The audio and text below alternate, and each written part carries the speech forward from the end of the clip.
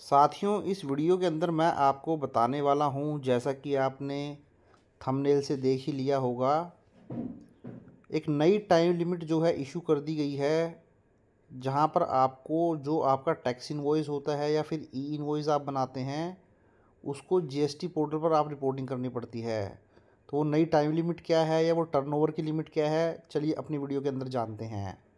तो देखिए, यहाँ पर जीएसटी पोर्टल पर एक एडवाइजरी इशू की गई है, जहाँ पर ये बताया गया है, जो आप ई इनवॉइस की रिपोर्टिंग करते थे आईआरपी पोर्टल पर जीएसटी में, उसकी जो थ्रेशोल्ड लिमिट थी, मींस एनुअल एवरेज टर्नओवर की जो लिमिट थी, उसको अब 10 करोड़ तक कर दिया गया है। तो पूरा क्या केस है, देखिए आप समझते हैं। डियर टैक्स पेयर, यहाँ पर बताया गया है, पहले क्या होता था कि अगर आपका एवरेज एनुअल टर्नओवर 100 करोड़ से ज़्यादा होता था, तो उस केस में फिर आपको जो आपका ई इनवॉइस है उसको 30 डेज़ के अंदर आईआरपी पोर्टल पर रिपोर्ट करना ज़रूरी हो जाता था, मैंडेटरी हो जाता था।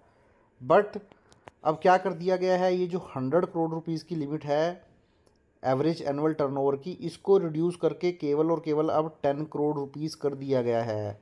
तो 1 अप्रैल 2025 से अगर आपका एवरेज एनुअल टर्नओवर 10 करोड़ से ज़्यादा है या 10 करोड़ रुपीज़ है, तो उस केस में फिर आपको जो भी आप ई इनवॉइस बनाएंगे उसको विद इन 30 डेज़ के अंदर ही आईआरपी पोर्टल पर जो है आपको रिपोर्टिंग करनी पड़ेगी।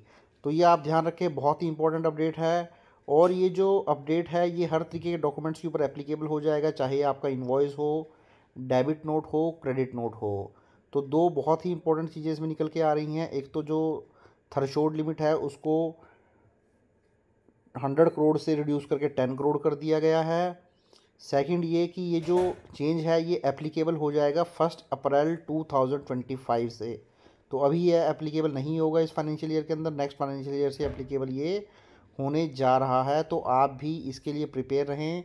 अगर आपका टर्नओवर 10 करोड़ या 10 करोड़ से ज़्यादा है, तो फिर आपको विद इन 30 डेज़ के अंदर अपनी ई इन्वॉइसिंग को जो है आईआरपी पोर्टल पर जो है रिपोर्ट करना पड़ेगा। तो बहुत ही इंपॉर्टेंट अपडेट, आप इसको ध्यान रखें। Thank you very much.